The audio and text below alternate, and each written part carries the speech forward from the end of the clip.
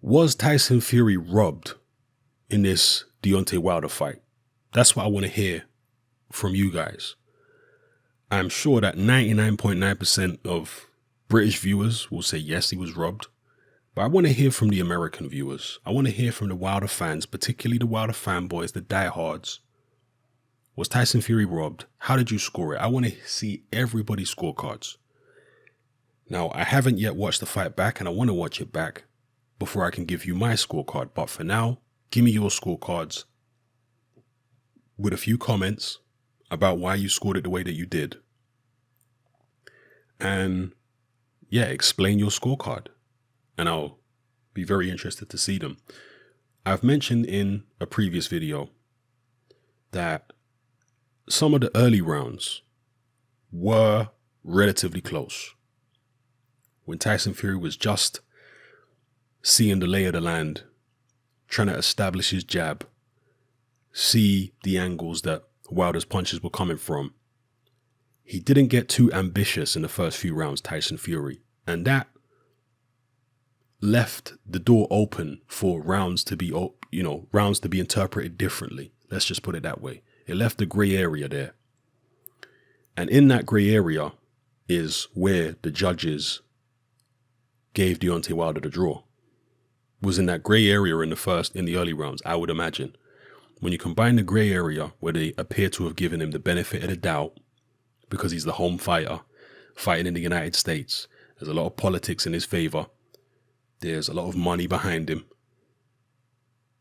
And you combine that, the early gray area rounds with the knockdowns.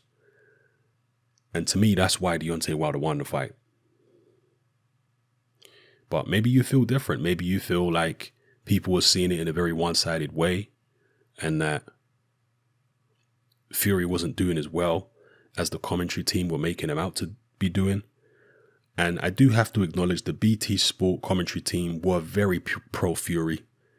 They didn't tend to see much of what Wilder was landing himself, and they tended to be rewarding Tyson Fury for landing shots which were being blocked sometimes.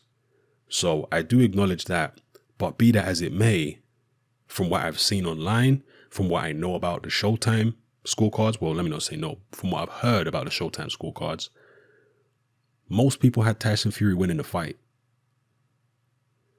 And particularly for the Wilder fans and the Wilder fanboys, explain to me, if Showtime had Fury winning by several rounds, explain to me how that is.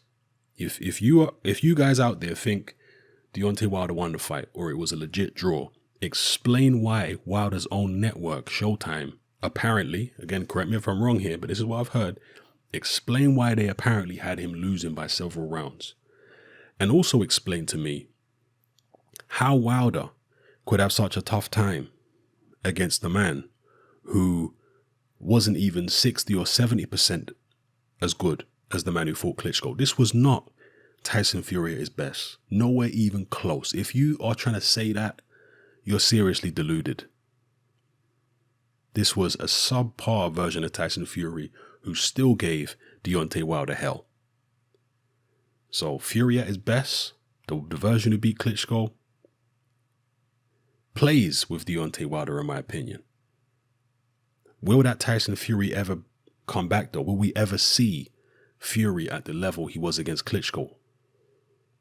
It's an unanswered question. Perhaps we will. Tonight was an encouraging sign that he can get back there.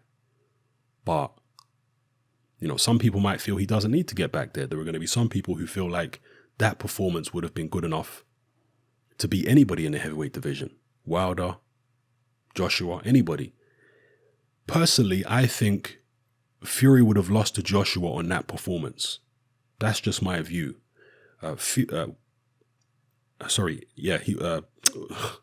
Muddling my words here. I think Fury on that performance would have lost to Joshua. Just my opinion. I think Joshua is definitely technically better than Deontay Wilder. His attacks are more structured. He's definitely not as wild. I think he definitely would have invested in the body in a more consistent way. And yeah, I just think AJ on that performance would beat Tyson Fury. But if Tyson Fury can get back to the way he was against Klitschko, it may well be a different story. But that version, I would have to pick AJ over that version that I saw tonight. As good as he looked in spots, the fluid movement, the shoulder roll, all that kind of stuff, it was against Wilder, who we all know is technically not the best, to put it mildly. So, yeah, anyway, let me know what you guys felt about the scoring. That's the main point of this video. How did you have it scored? And why did you score it the way that you scored it? And particularly from the Wilder fans, the Wilder fanboys, and American boxing fans in general, did you have Wilder winning? I'm sure there are going to be some Wilder fans who had Wilder losing. There are going to be some Americans who had Wilder losing. But the ones who had him winning, or the ones who say that the draw was legit, why do you think the draw was legit? Why do you think he won? What exactly did you see that makes you believe that and allows you to justify that? And how do you explain Showtime scoring it so heavily in favor of Fury? Drop it all below and let me know. All right, I'm out. Join me on Patreon.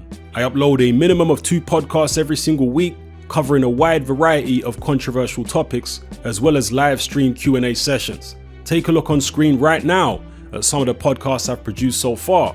For just $3 a month, the equivalent of about £2 a month, you get access to all my new podcasts and my entire back catalogue of past podcasts, including my popular Confessions of a Nightclub Bouncer series.